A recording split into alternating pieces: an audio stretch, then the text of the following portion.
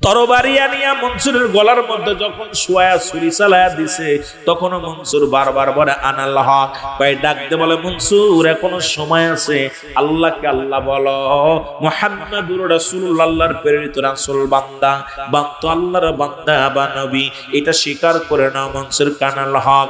যখন মনসুরের গলাটা কেটে দিলেন, ঘর থেকে মুসলমান দর থেকে গর্দানটা আলাদা করে দিলেন, সঙ্গে সঙ্গে কাটা কাল্লার মধ্যে রক্তের মধ্যে আওয়াজ বাইর হয়ে গেল, লা ইলাহা ইল্লাল্লাহু মুহাম্মাদুর রাসূল।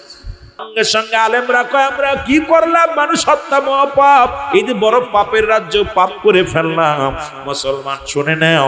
এবার রাজা মনসুর ডাক দেখো, আলেমরা তোমরাই ফতোয়া দিছো। আলেমরা কান্দে, কয় মনসুর আমারে মাফ করে দাও, পায়ে ধরে কান্দে, হাতে ধরে কান্দে। ওরে মুসলমান শুনে নাও। এবার চোখের পানি ছেড়ে কাঁদতে লাগলেন, কেঁদে লাভ হলো না, কারণ মনসুর ছিল একজন আল্লাহ ওয়ালা, আল্লাহর গোলাম। জোরে জোরে চিল্লা বলা যাবে না মারহাবা। মসজিদের মধ্যে বইয়া মদিনার দুরুদ আল্লাহর গোলাম মাওলার রব্বুল আলামিনকে ডাকে। এবার মুসলমান খাদেম আসিয়া আহমদ ইবনে হাম্বলকে ডাকতে বলে, ও লোক তুমি ভিতর থেকে বাইর হও। কয় আমি আজকে রাতটা কাটায় দিব মসজিদের মধ্যে, গোলামি করব আল্লাহ। আমি সারা রাত ভরে জিকির আজগার করে কাটায়া দিব রাতটা। এবার যখন ডাক দিয়ে বললেন, খাদেম সাহেব কয় মসজিদ কানে একটা মেহমান কানা নয়, এই মসজিদের মধ্যে থাকা যাবে না, বাইর হয়ে যাও। তাকে গরম দিলেন, গরম দিয়া মসজিদ থেকে বাইর করে দিলেন, হাত ধরে টানতে বাইর করে দিলেন। ইমাম আহমদ ইবনে হাম্বল উনি মসজিদের দরজায় দাঁড়ায়া চোখের পানি ছেড়ে কাঁদতে বলে, আল্লাহ তোমার ঘরের মধ্যে আমার জায়গা হলো না, তোমার এই জমিনের মধ্যে আমি গোলামি করি। রব্বুল আলামিন এই দুনিয়ার মধ্যে বেইজ্জতি যত পারবা করো, যা করবা করো, ওই হাসরের ময়দান, ওই মুসিবতের ময়দানে আমাকে তুমি বেইজ্জতি করো না রে আল্লাহ। জোরে জোরে চিল্লায়া বলা যাবে না মারহাবা। আহমদ ইবনে হাম্বল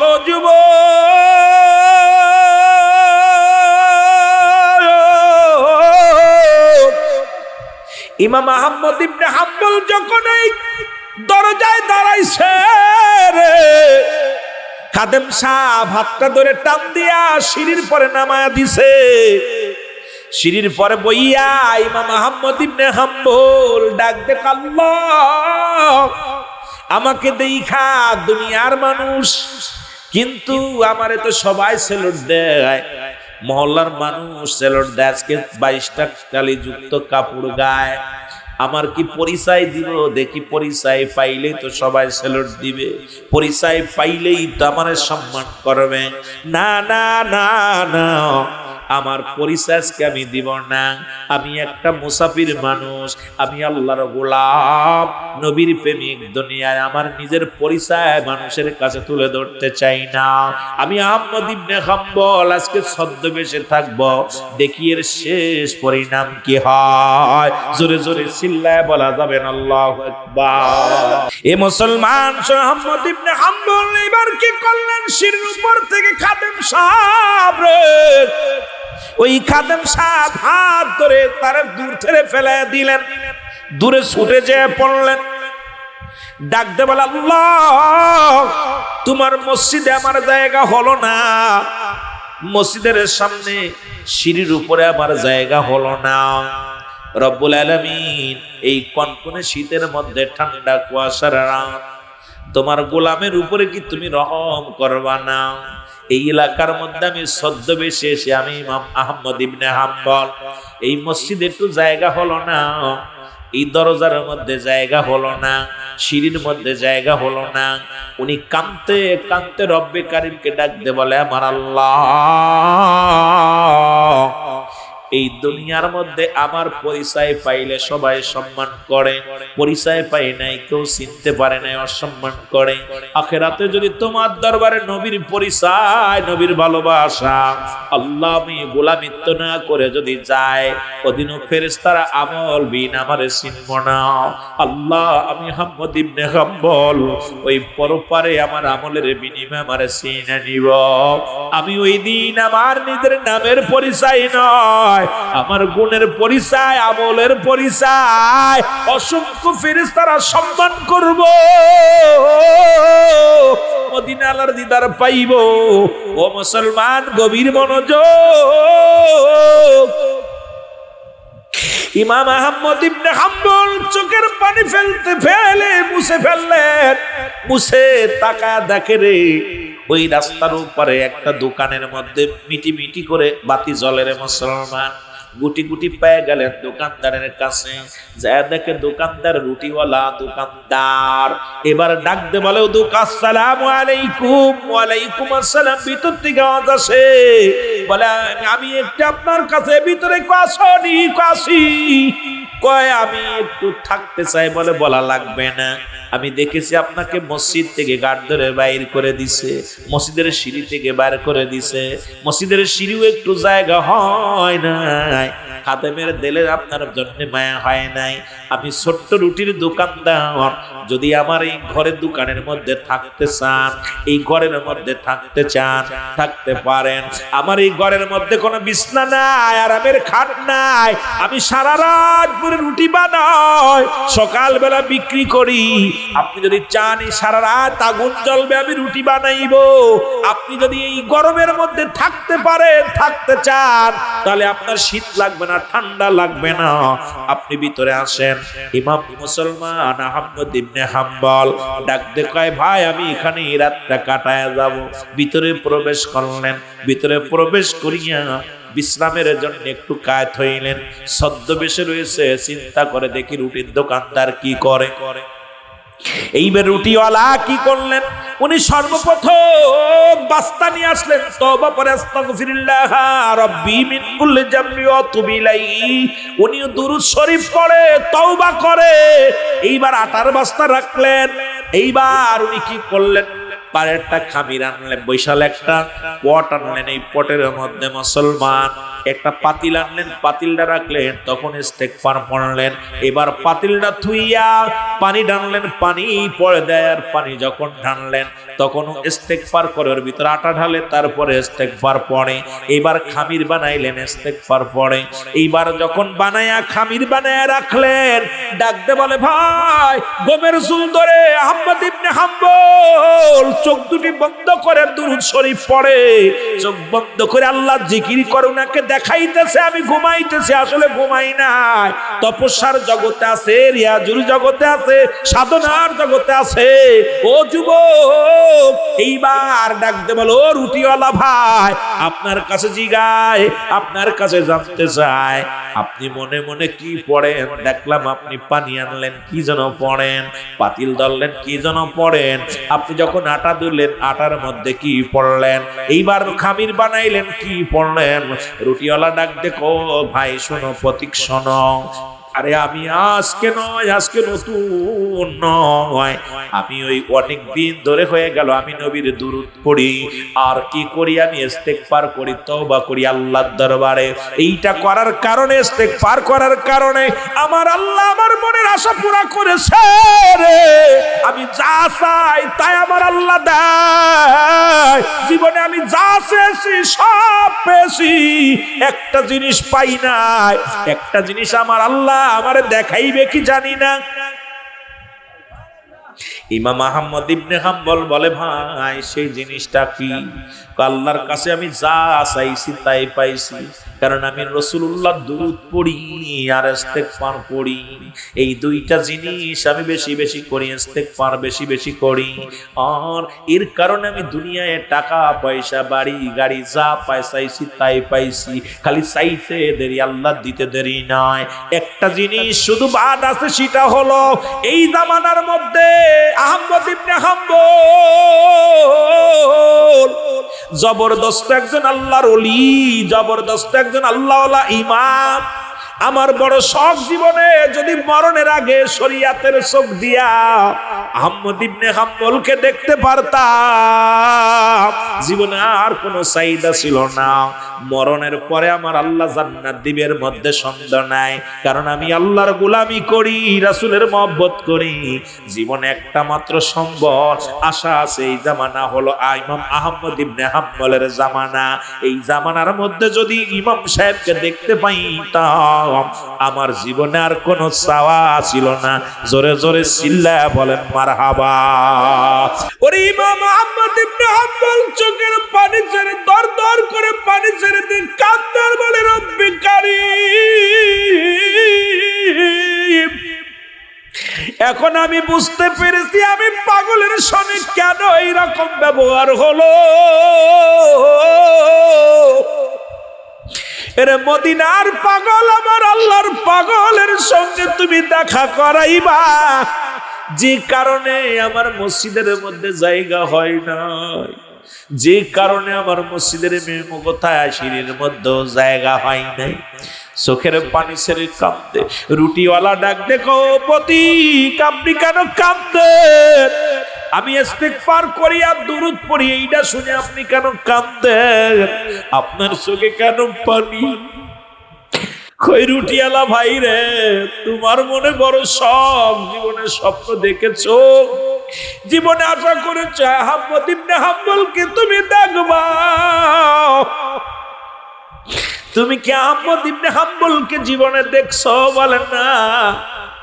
বলে তার ছবিও কি কোনোদিন দেখছো? বলেন না। বড় স্বপ্ন ছিল দেখার, উনি এক শহরে বাস করে, আমি এক শহরে। জীবনে আমি ওই শহরে যাইতে পারবো না, উনিও আমার শহরে আসবে না। কেমনে দেখা হবে রে? জীবনে তো সব আশা পুরা হলো, উনার দেখা স্বপ্ন আমার পুরা হলো না।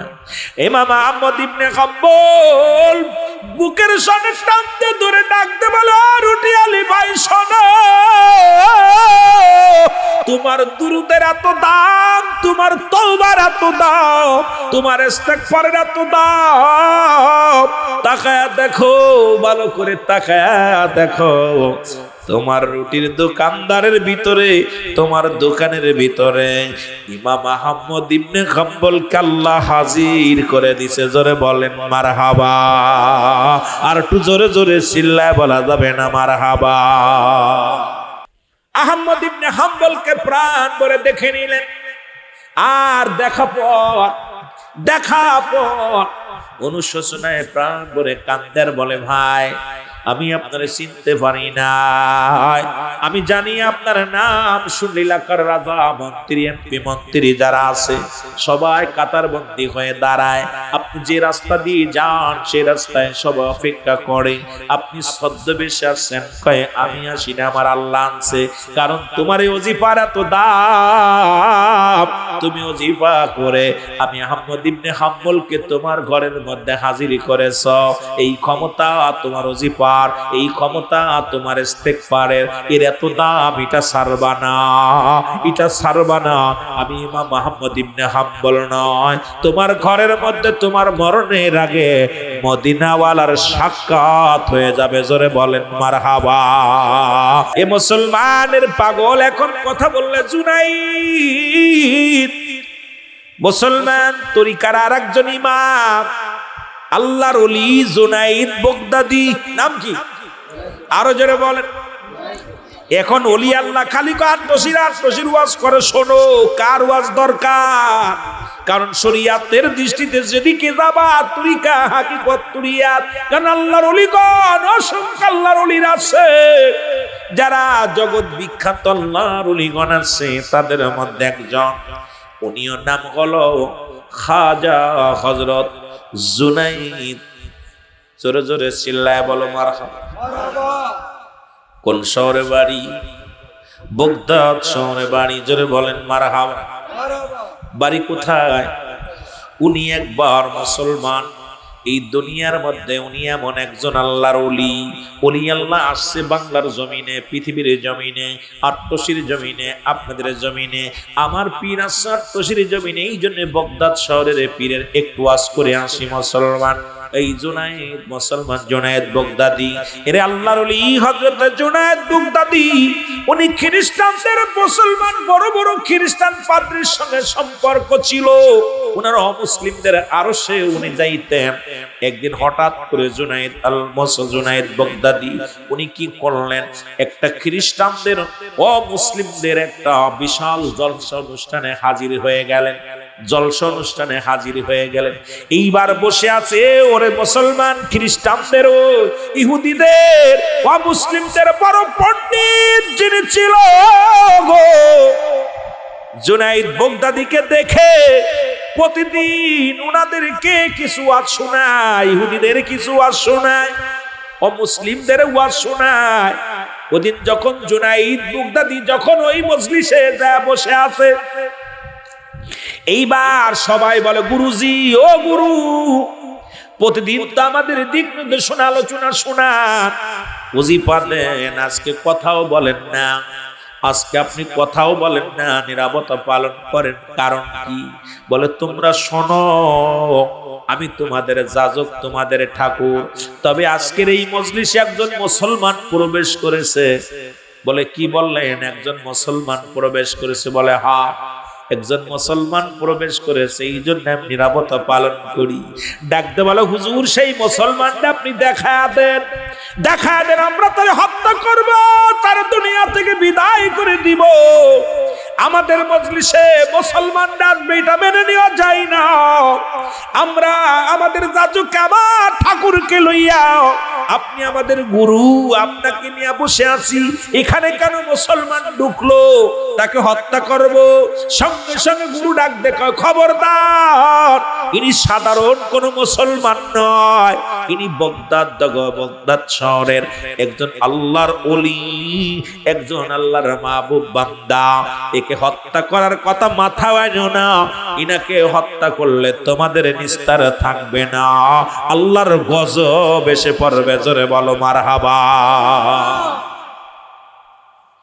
এবার সবাই লোকজনে ডাকতে বলো হুজুর, সেই মুসলমান ব্যক্তিকে ডাকতে বলো, ওই দেখো তোমাদের মধ্যে বসে আছে জুনায়েদ বগদাদি, আল্লাহর ওলি জুনায়েদ বগদাদি।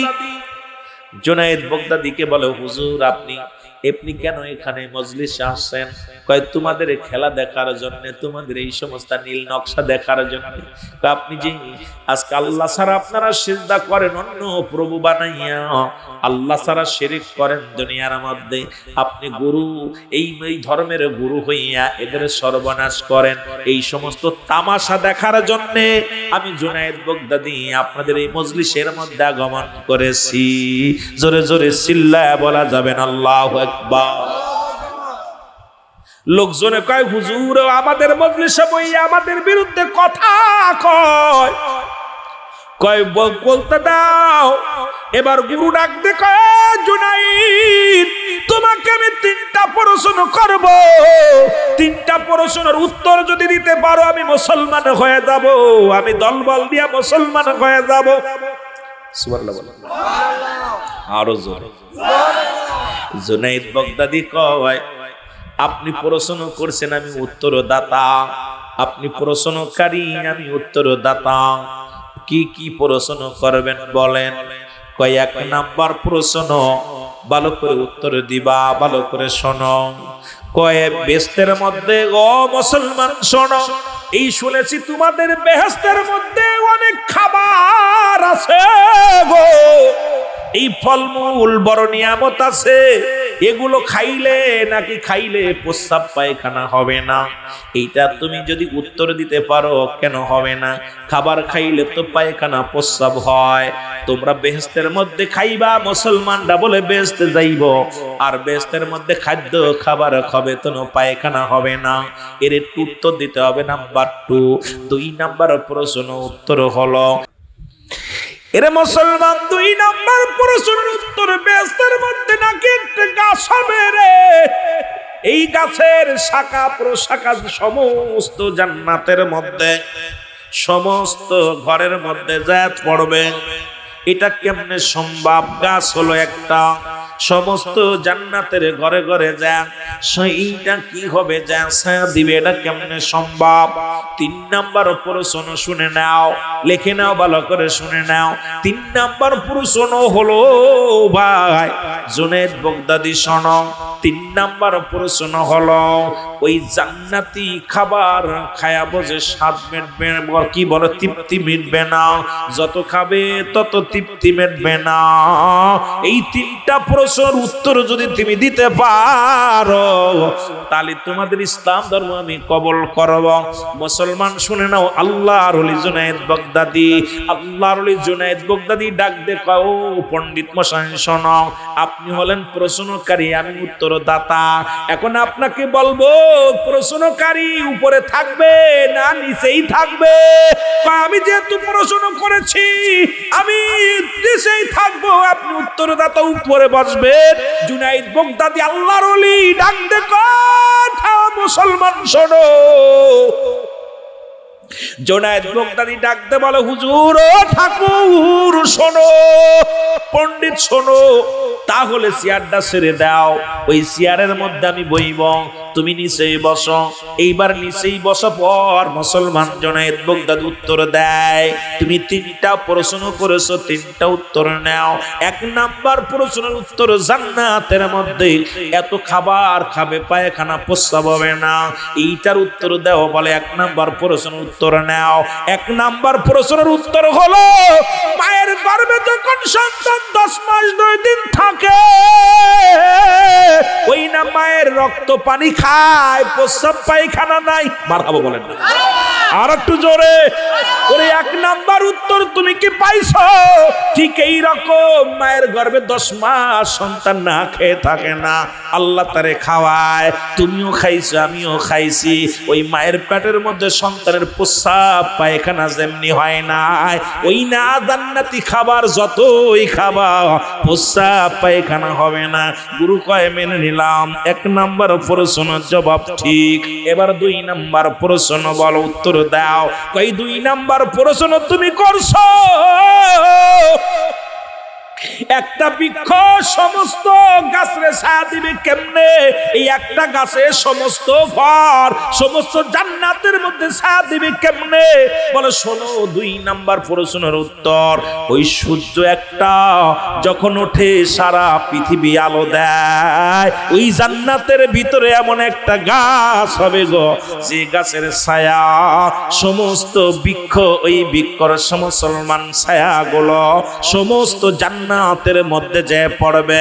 যেমন সূর্য উদয় হলে তামাম পৃথিবীর মধ্যে পড়ে, সূর্য একটা অল পৃথিবীতে পড়ে। আরো জোরে, সূর্য যেমন একটা সারা পৃথিবীর মধ্যে পড়ে, জান্নাতের মধ্যে একটা গাছ তামাম জান্নাতীর ছায়া দিবে জান্নাতের মধ্যে। মুসলমান শুনে নাও, কই 3 নাম্বার প্রশ্নের উত্তর দাও। 3 নাম্বার প্রশ্ন তুমি বললা জান্নাতি খাবার খেয়ে কখনো তৃপ্তি পাবা, তৃপ্তি মেটবে না।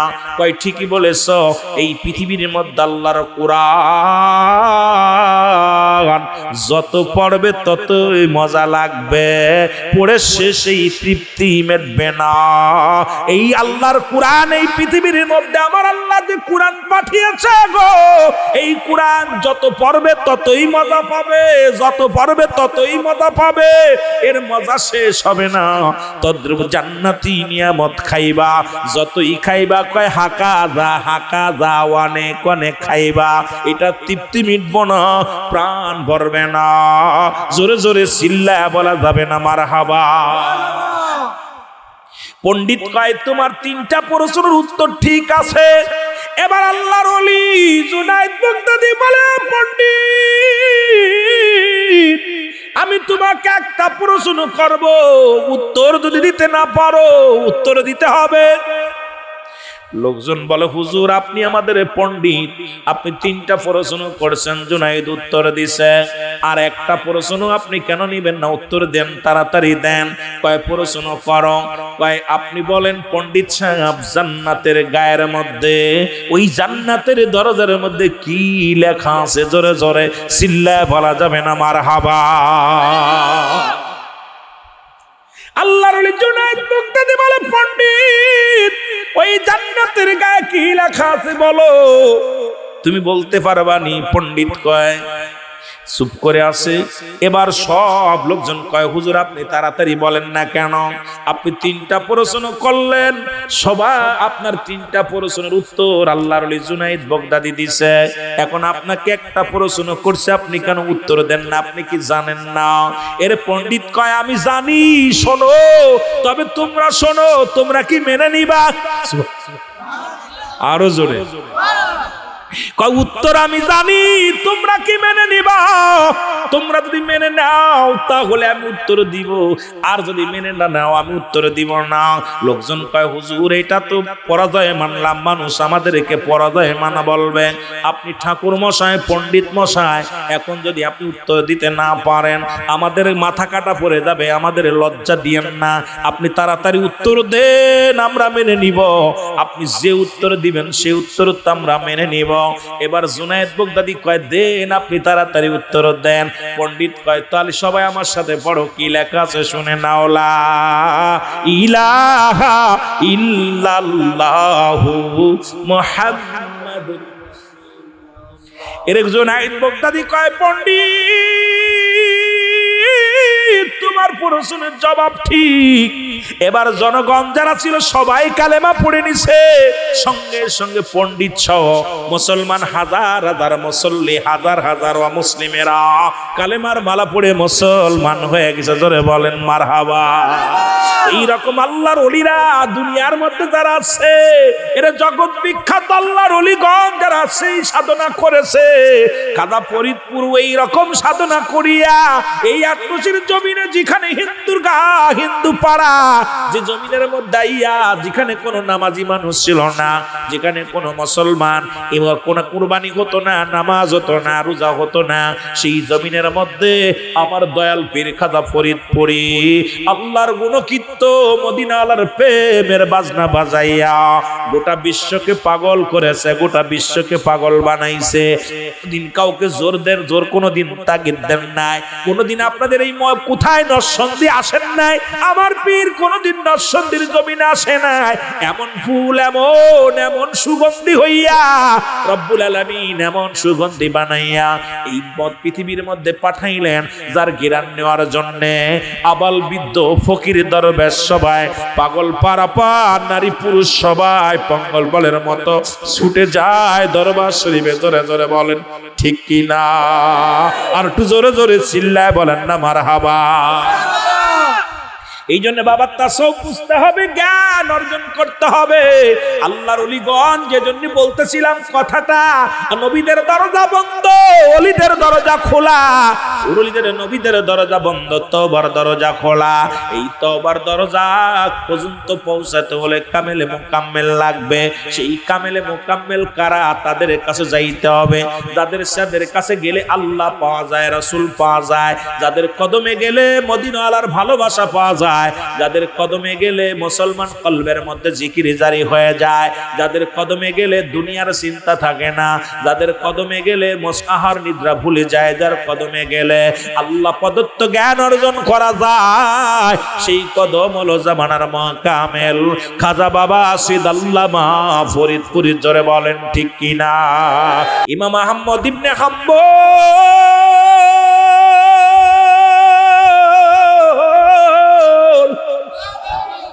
এবার যখন মুসল্লিরা যখন সব বাইরে গেছে, ইমাম আহমদ ইবনে হাম্বল বইয়া বইয়া দুরূদ শরীফ পড়ে। সুবহানাল্লাহ বলেন আরো জোরে। উনি পাশে বইয়া বইয়া দুরূদ পড়ে। এই দুরূদ এমন ভাবে মাশগুল হয়ে গেলেন, মদিনাওয়ালার সঙ্গে ডাইরেক্ট কালেকশন লাগায়া দিছে। মদিনাওয়ালার প্রেমের মালা গলায় নিয়া মহব্বতে দুরূদ শরীফ পড়তেছেন।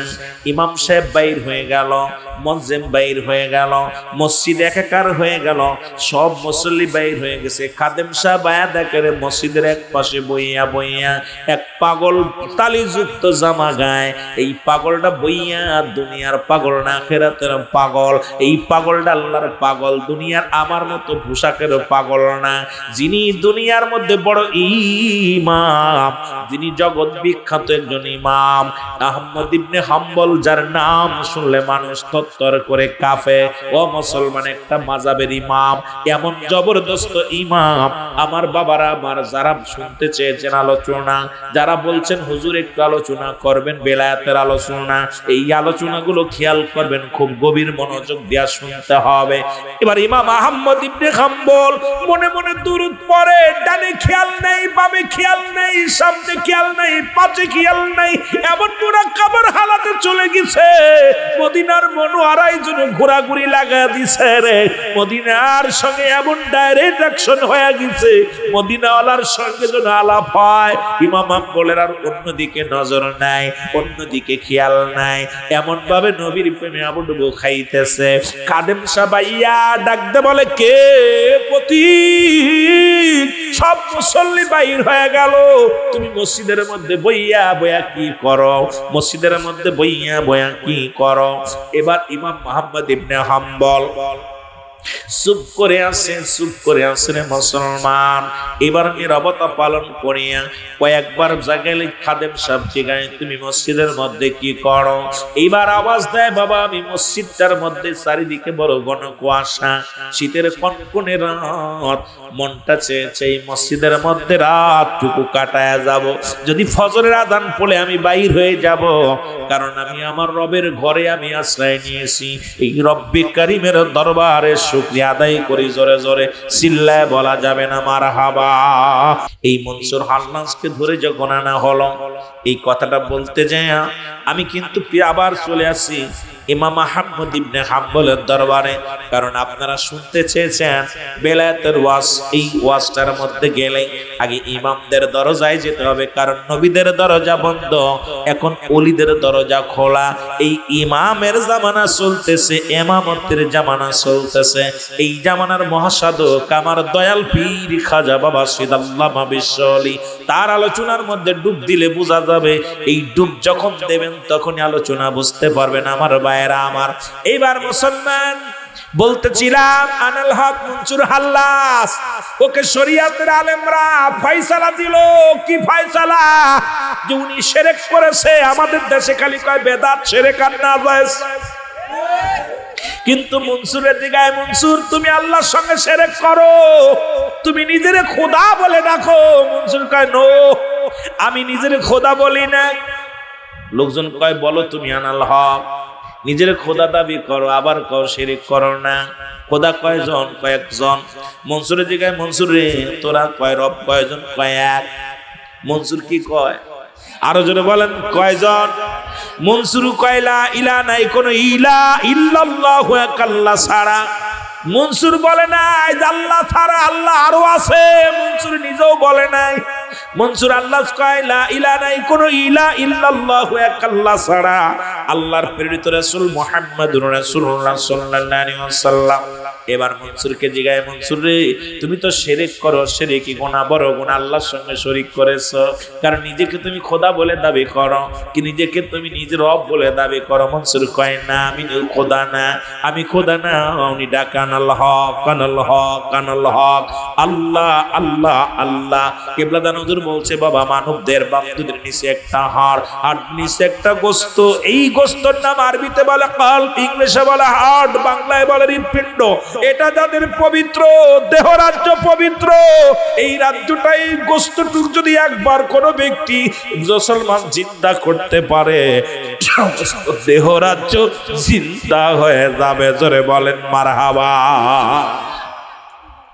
এই জায়গাটা পরিষ্কার, দেহ রাজ্য পরিষ্কার, সুবহানাল্লাহ বলেন না। এই জায়গাটা পরিষ্কার, দেহ রাজ্য পরিষ্কার। এই দুনিয়ার মধ্যে কে ছোট্ট একটা গোস্ত, এটা পবিত্র করা কঠিন বিষয়। এই নফসে আম্মারা এটাও কন্ট্রোল করা বড় কঠিন ব্যাপার, কারণ নফসে আম্মারাকে কন্ট্রোল করে, নফসের দরজাকে দমন করে। এই নফসে কার বন্ধ করে যদি রব্বে কারিমকে খোঁজা যায়, আর ওই কলব নামের জিন্দা করা যায়, ওই হার্টটারে যদি জিন্দা করা যায়, সমস্ত দেহরাজ্য পূর্ণিমা আসাদের মতো পরিষ্কার হয়ে যাবে আপনার আমার সামনে। এই জন্য মহান ওলি খাজা বাবা ফরিদপুরি কলবের সবক দিছে। কলবটা ওই কলব নামে মানুষের হৃদয়াত্মার মধ্যে ময়লা ঢুকে গেছে, এটা যদি পরিষ্কার না করা যায়, দেহরাজ্যের মধ্যে উপরে সাবান ঘষে লাভ নাই, ভিতরে ময়লা, ওই যে ময়লা ঢুকে গেছে, এই ময়লাটা আগে জামানার মহাকামেল পরিষ্কার করছে। জোরে বলেন ঠিক কিনা? গভীর মনোযোগ, দুইটা কথা একটু বলে আসি। যদিও তরিকা শরিয়াত তরিকতের আলোচনা শুধু আমার পক্ষে নয়, সর্বজনীন আলোচনা শুরু থেকেই শুরু করেছি। একটু কথা বলে আসি। আমার দয়াল পীর তার পীরের ফাতিহা শরীফ ও রোজ শরীফ কেমন পালন করত। হুজুর বলেন, বাবা আমি ছোট্টবেলা আমার মা জননী মারা যায়, দুঃখী হয়ে গেলাম। দুনিয়ার মধ্যে মা যে কত বড় নিয়ামত, মা যে কত বড় রহমত, মা বিদায় যার মা নাই সেই জানে। মায়ের মতো আপন হয় না, বাবার মতো আপন হয় না। বাবা আমি মাকে হারাইলাম, তখন ছোট মানুষ, ভাই ভাই বোন। এর মধ্যে আপনার পীর, আমার তোমাদের দাদু পীর, আমার পীর কেবলা একদিন আমাদের বাড়িতে আসলেন। গভীর মনোযোগ, উনি বাড়িতে আসলেন।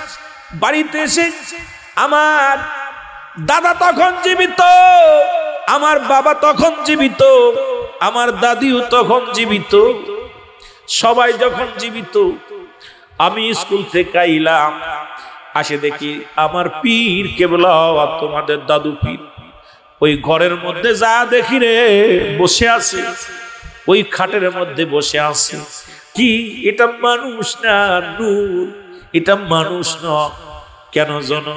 নূরের ঝলক তার থেকে আসতেছে। নূরের ঝলক দেখিয়া আমি পাগল হয়ে গেলাম, এক নজর তাকায়া। আমিও দেখলাম, মুসলমান শোনো, দেখে আমি বইগুলো টেবিলের উপরে রাখলাম। এই টেবিলের উপরে রেখে দিয়া আমি ওনার সামনে দাঁড়াইলাম। আমি চা দেখতেছি, ওনার দিকে আমি তাকায় আছি, আমার পীর কেবলা জিনের দিকে তাকায় আছি। হুজুর বললেন, বাবা তোমার নাম কি? আমি বললাম হাসমত। মারহাবা বলো, বলো বাবা তুমি কি আমার সাথে যাবা? আমার সাথে কি যাবা? আমি ওনার দিকে আবার তাকালাম। বললেন, বাবা আপনি কি আমার সাথে যাবেন? আমার পীর বলা পর আমি একবারে রাজি হয়ে গেলাম। চিন্তা করলাম, মা দুঃখিনী নাই, কটা ভাই বোন, এর মধ্যে যদি হুজুরের সঙ্গে যেতে পারি, ভালো খাওয়ানো হবে, ভালো ঘুমাইতে পারবো, ভালোভাবে চলতে পারবো। এই চিন্তা তখন আমার মাথার ভিতরে। আমি তো বুঝতে পারি না, আর আমি তো এক নজরে দেখেই তো হুজুরকে পাগল হয়ে গেছি। হুজুর বলার সঙ্গে সঙ্গে আমি রাজি হয়ে গেলাম। বললাম, বাবা আমি যাব। এরপর আমি খাওয়া দাওয়া করলাম। ও মুসলমান, আমার পীর কেবলা জান আমার আব্বা জানকে ডাক দিলেন। কয়, বাবা আপনার আসমতকে কি আমার দিবেন? কয়, হুজুর যদি যায় আপনি নিয়ে যান, কারণ আপনার ওই ছেলেটাকে আমাকে দেন। হুজুর আমার পীর চাইলেন, আমাকে দেখেই এক নজর দেখেই আমারও বললেন, আমার আব্বাজানকে বললেন, আপনার এই সন্তানটাকে আমাকে দিয়ে দেন, আমি নিয়ে যাব। এবার বললেন, হুজুর যদি আমার ছেলে যেতে চায়, বাধা না যেতে দিব। আমাকে ডাক দিলেন আমার আব্বাজান, ডাক দিয়ে বললেন, আমার পীরের কথা শোনেন বাবা। বলতেছে, বাবা আপনি কি এই পীর কেবলা জানের সঙ্গে যাবেন? বলে, বাবা যাব। জোরে জোরে চিল্লায়া বলা যাবেন আল্লাহু আকবার। ওরে মুর্শিদি নাম যার অন্তরে ভরা, তার ভরা কি একটু মহব্বতে বলেন, মুর্শিদি নাম যার অন্তরে ভরা, তার ভরা কি।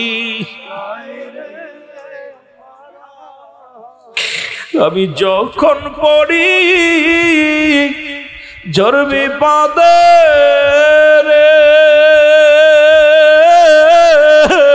আমি যখন পড়ি করবি পাদে রে,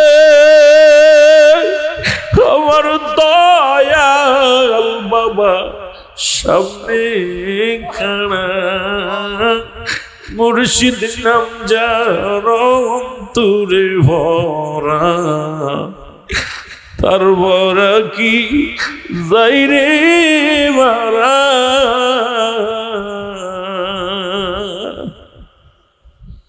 গতকালকে আমরা যখন যাইতেছিলাম পরশুদিনকে চট্টগ্রামে,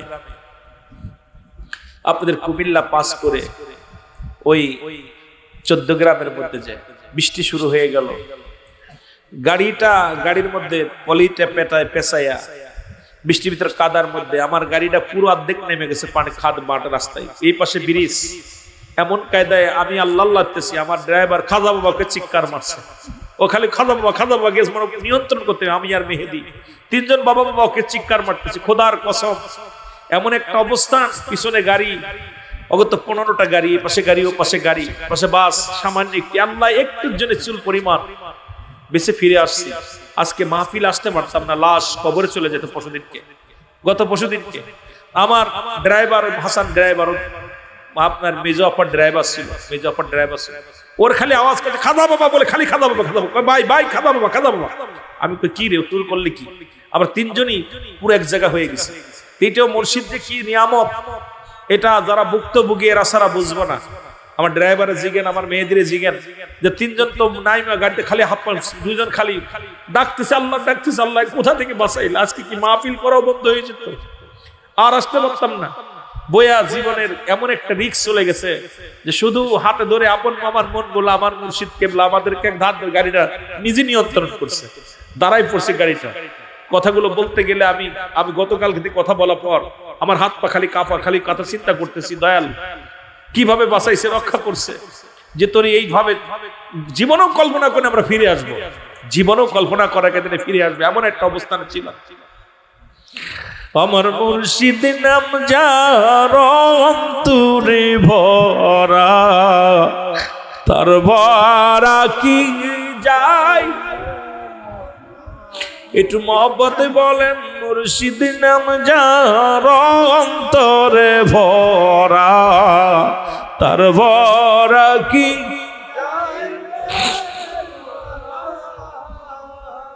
ওই আমি যখন পড়ি গর্বে বাদে রে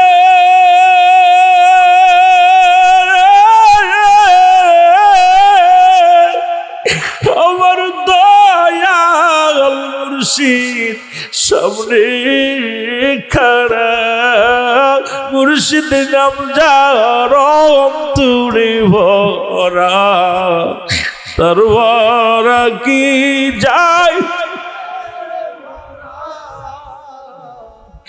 আমার পাড়াইতে খাসুই তান্ন মুর্শিদ নাম ছিল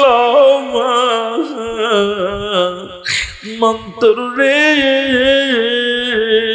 বাজানো পাড়েতে খাসুই তান্ন বাজানের নাম ছিল মন্তর রে। ও যে পার করবে না ধনী বাণী রে,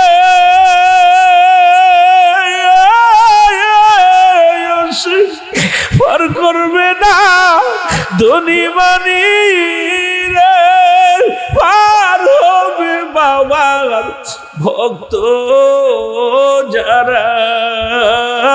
মুর্শিদ নাম যার অন্তরে ভরা তার ভরা কি।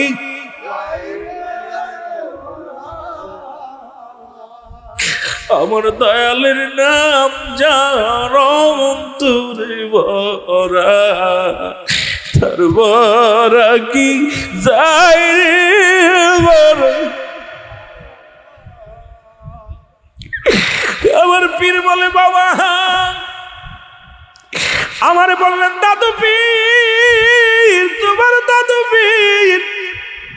আমার আব্বা জানকে ডাকলেন, আমাকেও ডাকলেন, ডেকে বললেন বাবা আপনার ছেলেটারে দিয়া দেন। আমার আব্বা জান বললেন যদি জিতে চায় আমি বাধা দিব না, নিয়ে যাবেন। হুজুর বললেন, বাবা আপনি কি যেতে চান? বলে, জি হুজুর। সঙ্গে সঙ্গে আমি কাপড় নিলাম, যে হালাতে ছিলাম সেই হালাতে চলে গেলাম।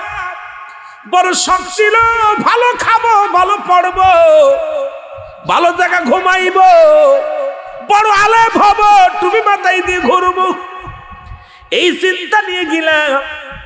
যা পর আমি কিছুদিন পরে, 2-4 দিন যাওয়ার পর আমার পীর বললেন, বাবা আপনি আগামী কাল থেকে বকরি চড়াইবেন। আমি বড় আশ্চর্য হয়ে গেলাম। নিয়ে আসলেন, আমি বললাম আমার লেখাপড়া করাইবে, আমারে বড় তালিম দিবে, সাথে ভালো মন্দ খাইবে। কিন্তু হুজুর আমারে হুকুম দিলেন, বাবা বকরি চড়াইবে।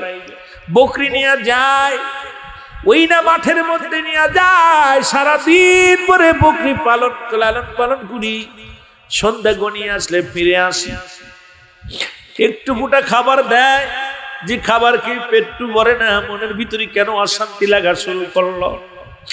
এরপরে সবাই ভালো মন্দ খায়, আমার বেলা পারে না, আমার বেলা হয় না। সবাই তোদার পরে খায়, আমি খাইতে পারি না। আর সকালবেলা এত কষ্ট করি, সারাদিন কষ্ট করি। একদিন মনে মনে চিন্তা করলাম, আগামীকাল সকালবেলা আমি পালায় চলে যাব বাড়িতে। বড় জল্পনা কল্পনা করলাম, দেখি গভীর রাত 3টা বাজার আগ দিয়ে আমার পীর আমার ওই কামরার মধ্যে হাজির হয়ে গেছে। আমি শুয়ে আছি, আমার পীর ডাকতে বলে, বাবা মন খারাপ, বুঝি বাড়ি যেতে চাও? আমি চিন্তা করলাম, মনে মনে ভাবছি বাড়ি যাবো, এটা হুজুর বুঝলো কেমন করে? আমি বললাম, জি হুজুর আসলাম, আমি আপনার বাড়িতে আনছেন, আপনি আমার খাওয়াইতে দিবেন, ভালো মন্দ খাবো। কিন্তু আমি দেখি আপনি সারাদিন আমাদের সরফে কর্ম কি করেন, কর্ম করার। সবাই বেশি করে শানুকের ভিতরে খাবার দেন, আমার সামান্য একটু খাবার দেন, পেট ভরে না। আবার রাত ভরে আমারে তার কি করেন, আমার দিয়ে মোরাকাবা মুশাহাদা করার, আমার দিয়ে ওজিফা করার। আমার দাদু পীর মাথার মধ্যে হাত বিলায় বলেন, বাবা তোমার তো আমি খাওয়ার জন্য আনি নাই, বাবা তুমি খাইবে, অন্যের কি উপায় হবে? তোমারে দেখানোর জন্য আনছি, খাওয়ার জন্য আনি নাই। আমি তখনও বুঝতে পারি না, আমার পীরের কথা বুঝতে পারি না। থেকে গেলাম, চিন্তা করলাম থেকে যায়, এই রকম থেকে গেলাম। আর সারাদিন পরে আমি কি করি, সারাদিন পরে আমি বকরি চড়াই। আর যখন ফিরে আসি, ওই মুসলমান একটা কাপড় গায়ের মধ্যে 40টা বছর আমি সাধনা করলাম, 30টা বছর ওই একই কাপড়ের মধ্যে, একই কাপড় গায়ে, কিছু অংশ গায়ে, কিছু অংশ বিছনায়। ইটটা মোচর দিয়া, সালা দিয়া, ইটটা মোচর দিয়া মাথার তলে রাখতাম। কেমন পীরের মুরিদ হয়েছেন শোনেন বাবা। সারা রাত পুরি, রাত্রি 11টা 12টা পর্যন্ত, রাত 3টা বেজে গেলে আমার উঠায় দিত। আমি রব্বে কারীমকে ডাকতাম, মোরাকাবা মুশাহাদা শিখাইতো। এই রকম আমার চলে গেল সাধনার জগতে। আমি যখন হঠাৎ করে একদিন, অনেকের মধ্যে বিস্তারিত আলোচনা আছে বাবা, বলতে গেলে আরো সময় লাগবে, লম্বা আলোচনা, প্রায় 1.5 থেকে 2 ঘন্টা লেগে যাবে। আলোচনা সংক্ষিপ্ত করে দিয়ে অনেক সাধনা করার পর একদিন আমার পীর ডাকতে বলে, বাবা আগামীকাল আর এখানে নয়, ওই ফরিদপুরের জমিনে আমারে পাঠায় দিল। মুসলমান শুনে নাও, গভীর লম্বা আলোচনা আগেই বলছি, এটা বিস্তারিত বলতে গেলে সময় লাগবে। মুসলমান শুনে নাও, এবার আমারে পাঠায় দিলেন নাট্যশির জমিনে। আমি আসলাম, এসে দেখি, আমি এসে বড় আশ্চর্য হয়ে গেলাম। ওখানে তো একটু থাকার জায়গা ছিল, ওখানে তো যে কথাবার্তা বলতাম, মানুষের সঙ্গে পশু রাখতাম, পশুর সঙ্গে কথা বলতাম, কিন্তু এমন একটা জায়গা রাখলাম, পাঠাইলো। কারণটা কি, এখানে পাঠানোর হাকিকতটা কি? এখানে আসার পর মুসলমান, আমি যখন এইরকম মনটা খারাপ করে বসে আছি, হঠাৎ রাত্র যখন গভীর হয়ে গেছে, আমি ঘুমায় আছি, আমার দয়াল পীর, তোমার দাদু পীর, আমার পীর কেবলা যান আমার মাথার মধ্যে হাত বুলাইয়া দেখ, বাবা হাসবো, মন খারাপ করিস না, এমন একদিন আসবে এখানে চাঁদের বাজার মিলবে, এমন একটা দিন আসবে যেখানে চাঁদের মেলা মিলবে, যেখানে তামাম বিশ্ববাসী পাগল হইয়া এই দরবারে ছুটে আসবে। জোরে জোরে চিল্লায় বলো মারহাবা। আমিও দুঃখে সুখে অনেক কষ্ট করে থেকে গেলাম। ওই 3 জন মুসল্লি নামাজে, আমি ইমাম, 2 জন মুসল্লি। এ যুবক, জানাজার নামাজে একই অবস্থা। কোথায় জুম্মার নামাজে একই অবস্থা। আমি চিন্তা করলাম 2-3 মানুষে সারা বিশ্ব পাগল হবে, কি কথা শুনাইলো। এর মধ্যে থেকে গেলাম, এমন তাজ্জুদ শক্তি। এর মধ্যে থাকতে থাকতে বাবা দিনে দিনে প্রচার প্রসারিত হতে হতে আজকে জাকের ক্যাম্প থেকে আজকে বিশাল প্রদি বাবা। এই দেখেন না বাবা, আজকে শত শত বিঘে সম্পদ, হাজার হাজার লক্ষ লক্ষ জাকেরান, এগুলো আস্তে আস্তে দিনে দিনে মদিনাওয়ালার পাগল হয়ে আসতে লাগলো।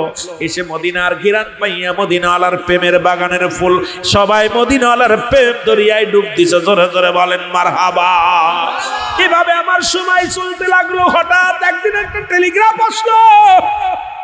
এই টেলিগ্রামটা আমার মুর্শিদার নাই, এই টেলিগ্রামটা আমার হাতে আসলো। এসে শুনি আমার পীর আর দুনিয়ায় নাই।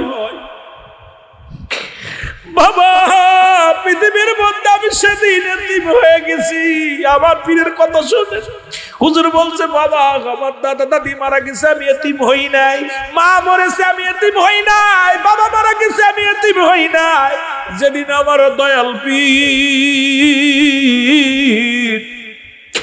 যেদিন আমার খাওয়া বাবা এনে পুরি রে, যেদিন আমার ছেড়ে দারুল বাঁকায় চলে গেল, সেদিন আমি বড় এতিম হয়ে গেছি। আমার ফুল বাগিচার বুলবুলিটি কোথায় লুকাইল, বলেন ফুল বাগিচা।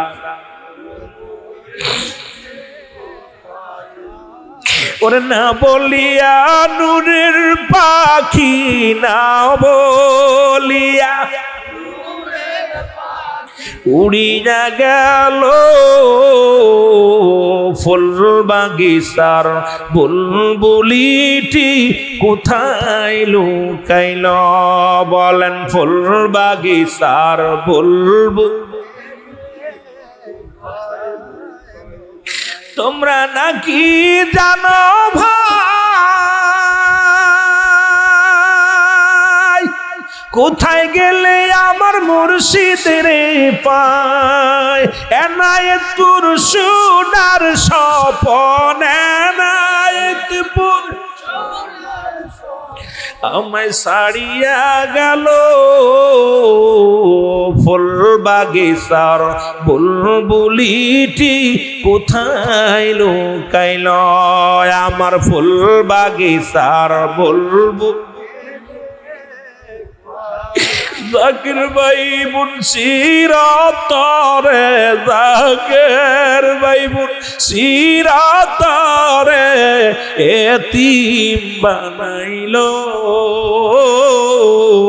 আমার ফুল বাগিচার বুলবুলিটি কোথায় লুকাইলো, আমার ফুল বাগিচার।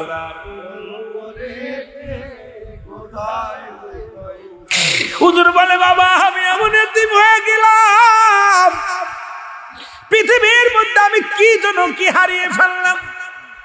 সব আমার খানা বন্ধ হয়ে গেল, আমিও খানা ছেড়ে দিলাম। খুব খেয়াল বাবা, আমি খানা ছেড়ে দিলাম। চিন্তা করলাম মুর্শিদ যেহেতু নাই, আমিও থাকবো না। আমিও মনে মনে চিন্তা করলাম, আল্লাহ আমার বেঁচে রেখে লাভ কি, আমার পীর কেবলা নাই, আমিও থাকবো না। পীর কেবলা আমার এতিম বানাইছে, আমিও থাকবো না, আমিও চলে যাব। মনে অভিমান করলাম, খানা ছেড়ে দিলাম। খানা খাই না, ঘুমাই না। 40টা দিন পার হয়ে গেল। এই 40 দিনে আমি খানা খাই নাই বাবা। 40টা দিন শুধু একটু পানি, 2-1টা ফল, এটা খেয়ে আসি। তোমার আম্মা জান কত চেষ্টা করেছে খাওয়ানোর জন্য। আমার যখন খানা আসতো, আমার মুর্শিদের কথা মনে আসতো। যখন আমার সামনে খানা পানি আনতো, আমার ভিতরে যাইতো না। আমার দয়াল রে হারায়া, আমার পীরকে হারায় আমার কিছু ভালো লাগে না। দুনিয়ার ঘুম ভালো লাগে না, আহার ভালো লাগে না, নিদ্রা ভালো লাগে না। এইরকম 40 পালন করার জন্য আমি যখন গেলাম, আমাকে যখন 40 পালন করার জন্য তোমার দাদু পীর আমার পীর কেবলা জানেন পালন করার জন্য এনায়েতপুরের দিকে রওনা দিলাম। এই নৌকার মধ্যে উঠলাম, আমাকে উঠানো হলো। তোমার আম্মা জানের ঘাড়ে হাত দিয়ে আমি উঠলাম। উঠার পর নৌকার মধ্যে যখন গেলাম, হঠাৎ করে আমি বেহুশ হয়ে গেলাম। কারণ ওই 40টা দিন খানা খাই না, আমি অসুস্থ। বেহুশ হয়ে গেলাম, তোমার আম্মা জানের উরতের পর মাথা দিয়ে শুয়ে পড়লাম, বেহুশ হয়ে গেলাম। নৌকা ছেড়ে দিল, ওই সাগরের মধ্যে যখন নৌকা যায়, নদীর মধ্যে যখন নৌকা ছেড়ে দিল, আমিও নৌকার মধ্যে আসি। খোদার কসম, খোদার কসম, তোমার দাদু পীর, আমার পীর কেবলা জান নৌকার মধ্যে হাজির হইয়া আমার মাথার মধ্যে হাত বুলায় কয়, বাবা হাসমত রে, নিজেরে কি মনে করো? নিজেরে বুঝি পণ্ডিত মনে করো? তুমি যদি না খায় না খায় তোমার জীবনটা শেষ করে দাও, কোটি কোটি ভক্তের কি হবে? কোটি কোটি মুরিদানদের কি হবে? আমি তোমার হুকুম দিলাম বাবা, খানা খাইতে হবে, বাঁচতে হবে, তোমার জন্য নয়, তোমার মুরিদানদের জন্য। জোরে জোরে বলুন মারহাবা। মুর্শিদ আমার পাগল বানাইছে, আমাকে বুঝাইয়া দিবে রে, আমাকে শিখাইয়া। মুর্শিদ আমার পাগল বানাইছে, বল মুর্শিদ আমার এর পাগল পাগল মুর্শিদ পাগল পাগল পাগল ওগো মুর্শিদ পাগল হইয়াছি মইরাছি, বান্ধব আমার পাগল বানাইছে, বল বাজার আমার আমাইকে বুঝাইয়া দিবে রে, আমাইকে শিখাইয়া।